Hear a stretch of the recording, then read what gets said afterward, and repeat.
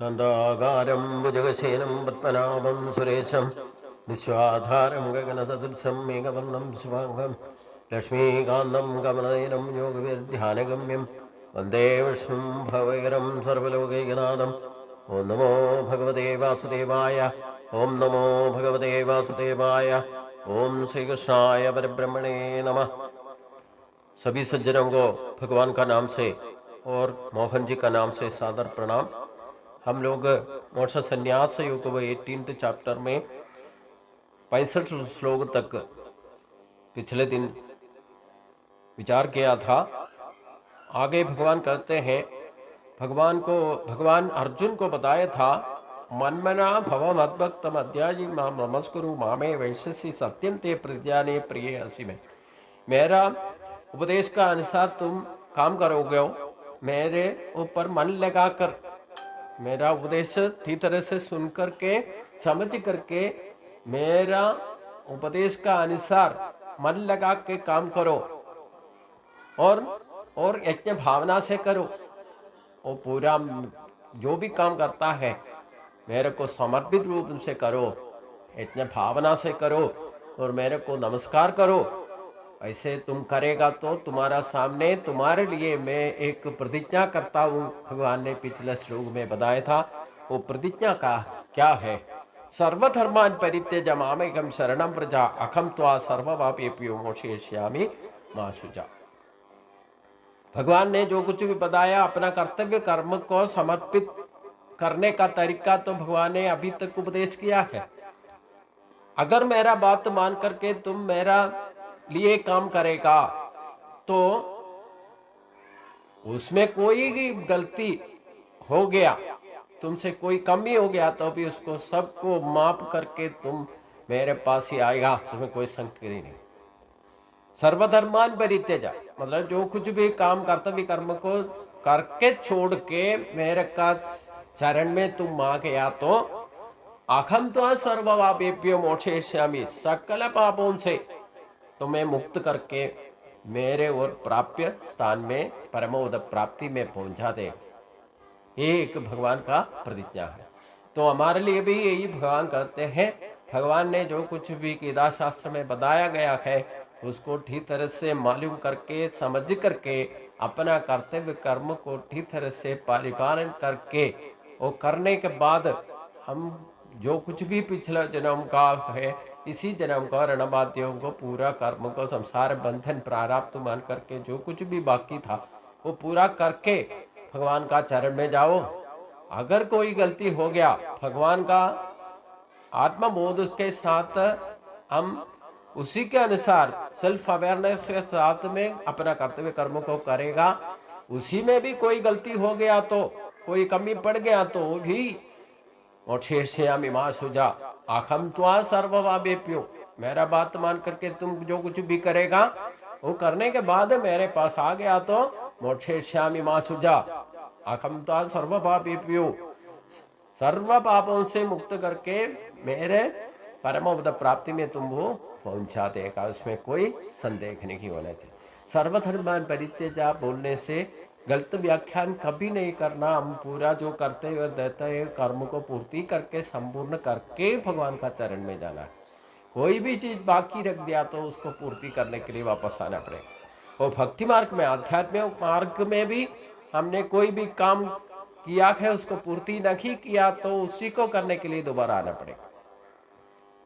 तो भौतिक तल में देखने से हम लौकिक साधारण गृहस्थाश्रम करने वाला कोई भी काम बाकी रख गया तो आज का काम बाकी रख गया तो कल करना पड़ेगा इसी जन्म में। वैसे ही इसी जन्म में बाकी काम कर दिया तो अगले जन्म में वही आकर के करने के लिए दोबारा आना पड़ेगा। अगर भक्ति मार्ग में आध्यात्मिक मार्ग में चलने के बाद भी हमने ये काम पूरा नहीं किया है तो उसको करने के लिए दोबारा आना पड़ेगा। योग भ्रष्टो भी जाए थे, लेकिन आध्यात्मिक मार्ग में ये फायदा क्या है, जो कुछ भी आपने पिछले जन्म में करके छोड़ा है उसका पूरा याददाश्त आ जाएगा, क्या बाकी है करके मालूम पड़ जाएगा, उसको बाकी ही करना है। हम अंदर जो कुछ भी जमा करके रखा है उसको पूर्ति करना है।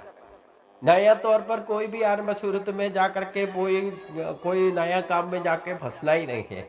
अगर योगी बनेगा तो उसको सोच विचार में वो तो पक्का मालूम पड़ जाएगा, उनको अपना सेल्फ अवेयरनेस में पड़ जाएगा कौन सा काम बाकी है, कौन सा हो गया, खत्म हो गया। तो अपने जो कुछ भी करके अभी करते रहता है उसको छोड़ करके भगवान का, केवल भगवान का चरण में जाने से मुक्ति नहीं मिलेगा। अपना कर्तव्य कर्म को पूर्ति करके अदन सर्वधर्मन, यही तो भगवान ने बोला, सर्वधर्मान परित्यज मामेकम शरणम व्रजा। अपना कर्तव्य कर्म को पूर्ति करके भगवान का चरण में जाओ तो अहम तो सर्वपापेभ्यो मोक्षयिष्यामि मा जुजा। तब कोई भी गलती हो गया, मतलब हम कोई भी काम करते हैं तो डेली का तौर पर भी, हम एक महीने का तौर पर भी होने दो, साल भर होने दो, हमारा आयुष पूर्ति होने तक भी होने दो, पूरा जिंदगी में हम जो कुछ भी करता है तो अपना स्वभाव के अनुसार ही करता है। ज़्यादा तौर तो हमारा जन्म वासना और कर्म वासना से हम काम करते रहता है, उसी को छोड़कर और कुछ कर ही नहीं सकता। भगवान ने बताया वो जैसे मैकेनिज्म जैसे चलता है वैसे स्वभाव के अनुसार ही काम करेगा, अच्छा बुरा होने दो।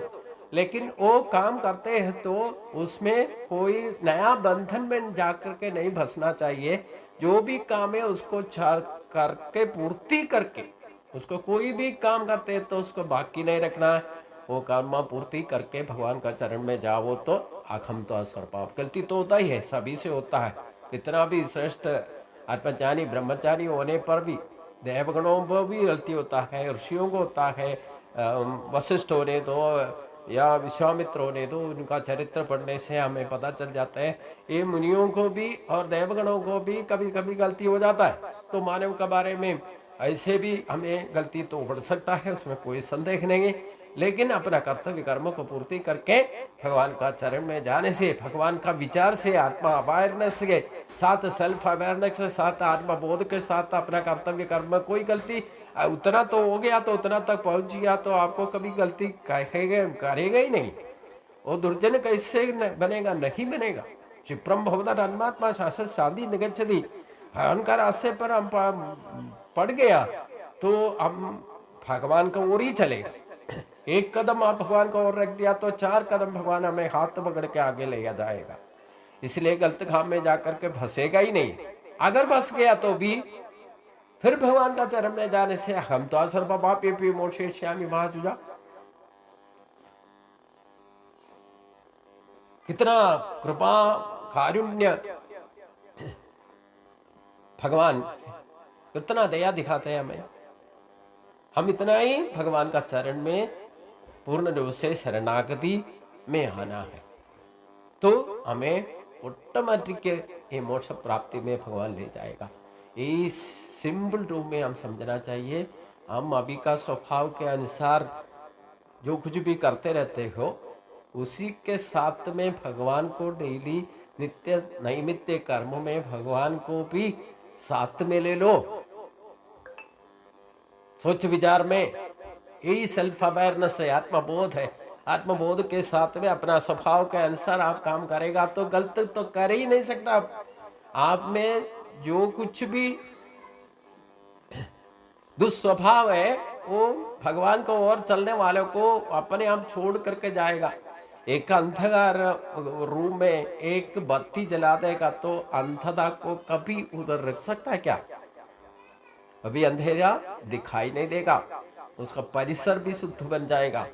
इसलिए भगवान को और मन रखो, भगवान के लिए ही काम करो और किसी के लिए करना नहीं। भगवान को शांति प्रसन्न करो, उसी के लिए तो हमें जन्म दिया है। हम जो कुछ भी सोचता है, जो कुछ भी बोलता है, जो कुछ भी करता हो वो भगवान संतोष होना चाहिए।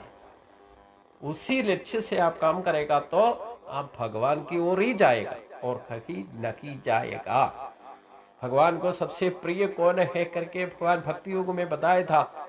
ये तो धर्म्यामृतमिदं यथोक्तं परिउपासते सत्तता मत परमा भक्तास्ते अतीव में प्रिया। सबसे प्रिय भगवान को सबसे प्रिय कौन होगा? जो भगवान ने जो कुछ भी बताया है उसका श्रद्धा के अनुसार अनुष्ठान करेगा वही अत्यंत प्रिय होगा। तो भगवान का ही प्रिय यदि ले लो बस, और दूसरा किसी को प्रसन्न करने के लिए हम कोई मेहनत करने का जरूरत नहीं है। भगवान प्रसन्न हो गया तो फिर सभी प्रसन्न हम कर सकता है। अभी भगवान एक गीतोपदेश ऐसे कैसे किसी को भी बता देना नहीं है करके अर्जुन को आखिरी में बताता है। इदम ते ना तपस्काय ना भक्ताय कदाचन ना साशुष्येव वाच्यम न च माम अभ्यसूयति। ये श्रेष्ठ अत्यंत रहस्य गीता शास्त्र कभी भी तपस्या रहित आदमी को भी उपदेश नहीं देना है। किसी को भक्ति नहीं है निरीश्वरवादी या युक्तिवादी को कभी गीतोपदेश नहीं देना है। गीतो शास्त्र सुनने के लिए किसी को ताल्पर्य नहीं है, उसी को भी ये शास्त्र नहीं बताना है। ये हमेशा याद रखना है, मेरा ही भक्त को ही गीतोपदेश आपने जो कुछ भी समझा है दूसरे को बता देना है, लेकिन उसका ताल्पर्य के अनुसार ही बताना है। भक्ति रहित आदमी को भी या भक्ति के लिए एक तपस चाहिए। आध्यात्मिक मार्ग में चलने के लिए ज्ञान दृष्टा में, नित्य नैमित्य कर्म में, नाम संकीर्तन करना में, भगवान का और काम करने में, भगवान का सेवा करने के लिए भी एक तपस का मन होना चाहिए। एक तपस है, यही एक भक्ति है। लेकिन ये तपस्वी नहीं है या भक्त भी नहीं है तो जिसको ताल्पर्य भी नहीं है उनको गीतोपदेश कभी नहीं करना करके भगवान हमें शासन दे रहे हैं। और किसको बताना है? या इमं परमं गुह्यं भक्तेषु अभिदास्यति भक्ति मयि पराम कृत्वा मामे वैशिष्ट्य संशय। इसी परम रहस्य वाला गीता शास्त्र को जो भी है उत्तम भक्ति के साथ मेरा भक्तों को उपदेश करेगा, वो परम पद प्राप्ति में योग्य बन जाएगा। और ये परम रहस्य गीता शास्त्र किसको बताना है? उत्तम भक्त को बता देना है और भक्ति से साथ उनको उपदेश देना है। ऐसे करने वाला मेरे को अत्यंत प्रिय हो जाएगा, वो मेरे प्राप्ति में मेरे को हासिल हो सकता है।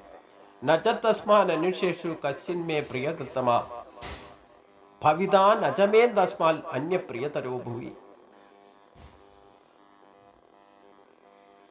ये गीतोपदेश गीता शास्त्र को उपदेश करने वाला या पढ़ने वाला या पढ़ाने वाला अत्यंत प्रिय होगा। मनुष्य मानव जन्मे मृत्यु जन्मे जो भी भगवान का ये उपदेश को पढ़ाने वाला भी और ठीक तरह से तात्पर्य के साथ पढ़ने वाला भी मेरे को अत्यंत प्रिय होगा।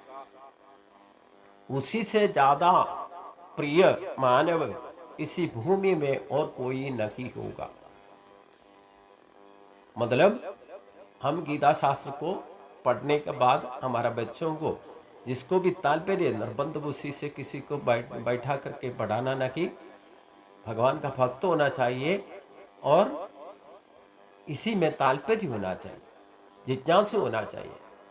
उनको अगर हम एक गीता शास्त्र को कितना पढ़ा देगा वही उत्तम भक्त होगा, वो भगवान का अत्यंत प्रिय बन जाएगा। अध्येशे देजे इमं धर्म्यं संवादमावयो ज्ञान यज्ञेन तेनाहम् इष्यस्यामिति मे मति। यही नहीं है, हम दोनों मिलकर के हम आपस में किया हुआ ये धर्म संवाद को जो भी पढ़ेगा ठीक तरह से पढ़ेगा या पढ़ा देगा वही ज्ञान यज्ञ के द्वारा सर्वश्रेष्ठ आराधना करने वाला होगा। मतलब ये गीता शास्त्र को ठीक तरह से समझ करके पढ़ करके दूसरे को पढ़ाने वाला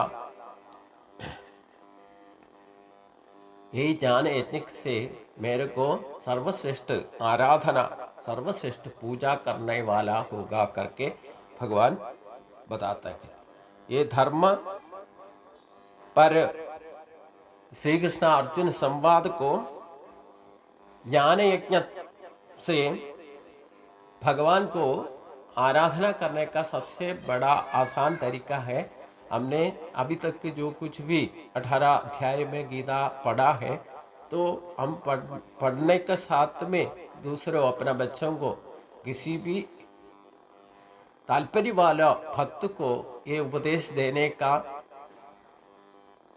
सबसे बड़ा ज्ञान यज्ञ हो जाएगा। वो ज्ञान यज्ञ का द्वारा भगवान को सबसे बड़ा पूजा करने का, सर्वश्रेष्ठ आराधना करने का मार्ग में आसान खुला जाएगा। श्रद्धावान अनसूय च शृणुयादपि यो नरा सो अभिमुक्त शुभान लोकान प्राप्नुयात् पुण्य कर्मणा। यही न कि जो गीता शास्त्र को ठीक तरह से पढ़ करके पालन करने वाला, श्रद्धा के साथ निंदा रहिता बन करके, ये भी जो भी मानव इसी शास्त्र को कम से कम श्रद्धा से श्रवण करने से भी परमपद प्राप्ति हो सकता है और पुण्य कर्म करने का फायदा भी उसी को मिल सकता है। वो शुभ लोक प्राप्ति में या जिंदगी आसानी से जीने का शक्ति उनको मिल जाएगा। मतलब आपको पढ़ना या पढ़ाना का शक्ति नहीं है तो भी आप श्रद्धा से इसको सुनने से भी आपका जिंदगी बदल सकता है। मैंने कई बार बताया हुआ है, गीता शास्त्र का मैंने बताया हुआ कोई भी शब्द आपको मन में हिट कर दिया तो आपका जिंदगी बदल सकता है, एक ही पल में, एक ही शब्द से। लेकिन श्रद्धा स्वरूप उसको सुनने से, समझने से आपका जिंदगी को बदल सकता है। वो परम शांति को और हमें ले जाएगा, उसमें कोई संदेह नहीं। मतलब भक्ति में 9 चरण ने, उसमें सबसे बड़ा, सबसे श्रेष्ठ माना जाता है श्रवण। हम जो कुछ भी काम करता है तो ठीक से सुनने से हमारा आत्मशक्ति को प्रभावित हो सकता है, उसी से हमारा जिंदगी बदल सकता है। ऐसे उपदेश, श्रेष्ठ उपदेश भगवान ने हमें दिया है। इसलिए इसको श्रद्धा से सुनने से, वो भी मजाक में नहीं, निंदा से नहीं, तात्पर्य से के साथ जिज्ञासु बन करके सुनना है तो श्रद्धा से सुनेगा।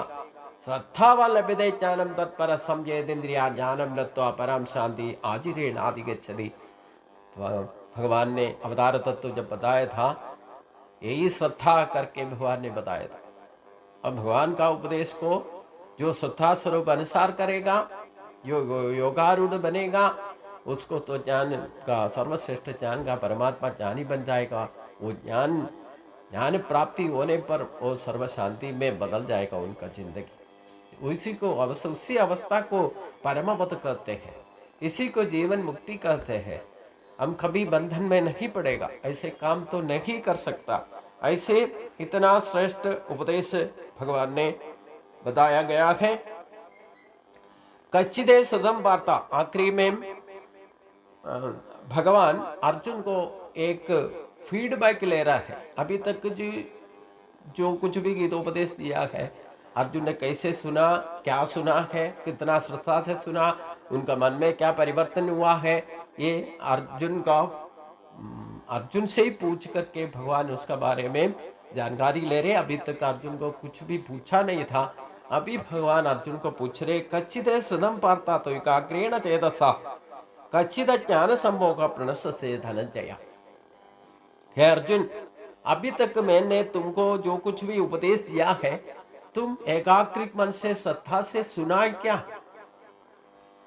ये सुनने के बाद तुम्हारे अंदर भरा हुआ ये अज्ञता का कवच को भेद किया कि नहीं? तुम्हारा व्यामोह को पूरा छोड़ सकता है क्या? वर्तमान मोह के साथ में तुम अभी बैठा था, विषाद बन करके बैठा था, तुम्हारा अवस्था क्या है? ये सब कुछ श्रद्धा से सुना है कि नहीं? ये सुनने के बाद तुमको कोई मन से क्या निश्चय किया है, क्या करना है क्या नहीं करना है, तुम इच्छा से करो करके बोलिया, सर्व स्वातंत्र भगवान ने दे दिया। ये तुमको क्या इच्छा है वो करो, यथे इच्छसी तदा गुरु बोला। फिर भी इतना सुनने के बाद परम रहस्य भी बता दिया, भगवान अर्जुन के सामने एक प्रतिज्ञा भी कर दिया, सर्वधर्मान परित्यज्य मामेकं शरणं व्रज अहं त्वा सर्वपापेभ्यो मोक्षयिष्यामि मा शुचा। इतना एक वचन भी दे दिया, प्रतिज्ञा भी कर दिया। ये सब कुछ होने पर भी तुम्हारा मन का अवस्था क्या है, तुमका अभी का विचार क्या है, तुम अभी तक मैं जो कुछ भी बोला है श्रद्धा के साथ सुना है या नहीं? अगर सुनना तो तुम्हारा अंधकार, अज्ञता का अंधकार मिट गया कि नहीं? क्या हमारा अवस्था है? ये अर्जुन को भगवान ने आखिरी में पूछता है। मतलब ये गीतोपदेश करने के बाद अर्जुन का फीडबैक एक परीक्षा का तौर पर अर्जुन को भगवान पूछ रहा है। वैसे तुम लोगों को भी मैं पूछता हूँ, अभी तक तुम लोग अभी कई महीना फरवरी से लेकर अभी तक, मतलब कम से कम 6 महीने से ज़्यादा हो गया, कुछ दिन गैप बढ़ गया किसी वजह से भी, लेकिन अभी तक हमने गीतोपदेश का सारांश ही बताया है। मेरा अपना नॉलेज के अनुसार, अपना जानकारी के अनुसार मैं कुछ भी गीता पढ़ा है उसी हिसाब से भगवान का अनुग्रह से मेरा विचार ही आपका सामने रखा है। फिर भी जो जिंदगी का तौर पर हम लोग जैसे नॉर्मल जिंदगी में जैसे हम समझ सकता है, मैंने जैसे अनुभव किया गीता शास्त्र का उसी के अनुसार तुम लोगों को मैंने बताया गया है। तुम लोग कितना श्रद्धा से सुना ये तो मेरे को मालूम नहीं है। अगर सुना, किसी ने भी सुना, तो तुम्हारा ये इसका फायदा क्या है? इसी से तत्व ज्ञान का, गीता शास्त्र पढ़ने का प्रयोजन क्या है, ये तुम लोगों से मैं पूछता हूँ। तुम लोग इसका जवाब जरूर दे दीजिए। अभी तक गीतोपदेश सुनने के बाद जैसे अर्जुन ने अभी बताएगा उसका जवाब भगवान ने पूछा है, फीडबैक लिया है, वैसे तुम लोगों से फीडबैक मैं लेता हूँ। अभी तक एक गीतोपदेश को तुम लोग भगवान ने बताया है, उसी को मैं एक सामने, तुम्हारा सामने मेरा विचार से रखा है। तुम लोग सुनने के बाद तुम में क्या परिवर्तन हुआ है, क्या तुमने समझा है? अगर कोई संदेह है तो जरूर पूछिएगा। इसी से आगे का बात इसी का समाप्त करने के लिए 6 श्लोक और बाकी है, वो अगले दिन हम विचार करेंगे। उसी के साथ में एक गीता ज्ञान यज्ञ को भगवान का चरण में समर्पित करेंगे। सभी को नमस्कार।